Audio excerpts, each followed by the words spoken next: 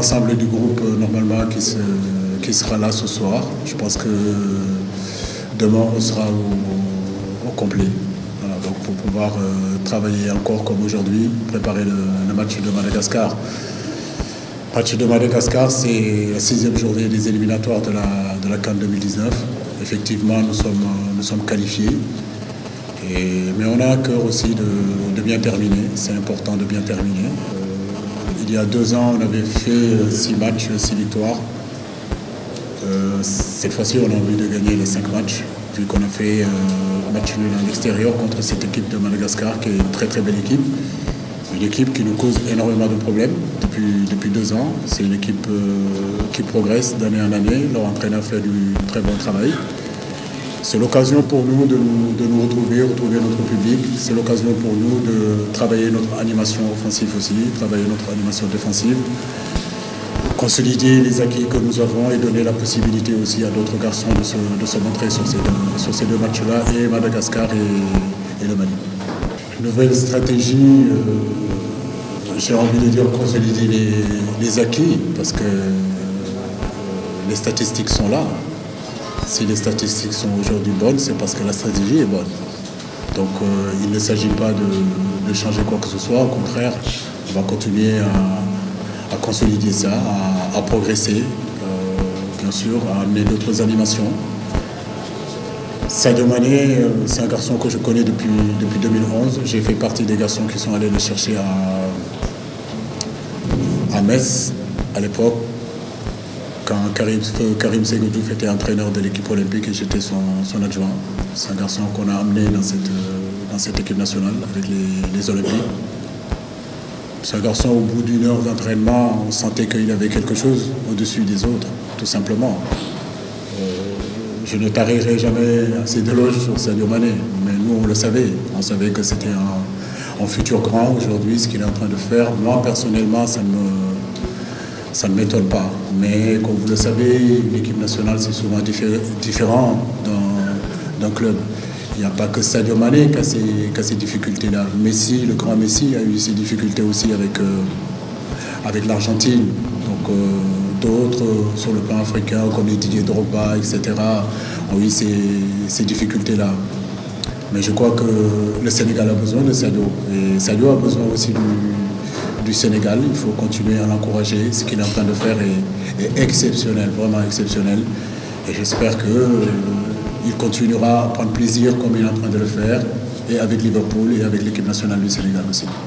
Écoutez, il n'y a pas de polémique. Les polémiques ont été installées par certains de vos collègues, mais il n'y a pas aucune polémique.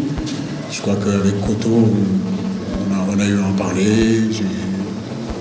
Il savait très bien que j'allais convoquer Crépin Diatta.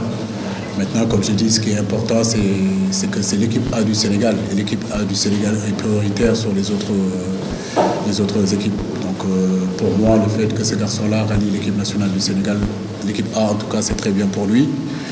Et nous, c'est l'occasion justement pour ces matchs-là de pouvoir le tester, de pouvoir le voir toute une semaine, et puis pourquoi pas lui donner un temps de jeu pour qu'il puisse jouer aussi. Donc pour moi, il n'y a pas de polémique. Alioune a joué dimanche, donc on a voulu le préserver un peu.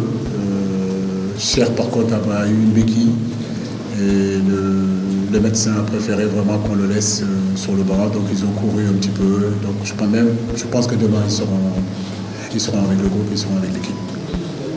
Mais il n'y a rien de grave. Le reste du groupe sera là demain, ce soir. Et demain, normalement, on aura la totalité du groupe. Non, ça ne cause pas de problème. Après, comme j'ai envie de le dire, j'ai une philosophie, cette philosophie et que j'aimerais faire jouer un gaucher à gauche. Mais depuis pratiquement plus d'1 an, Sabaly évolue à ce poste-là et il fait de très belles choses. Donc il n'y a pas de problème là-dessus. Maintenant, il y a Djibril Diaw qui est là aussi, qui est capable de jouer à ce poste-là. Il a été formé en tant qu'arrière-gauche.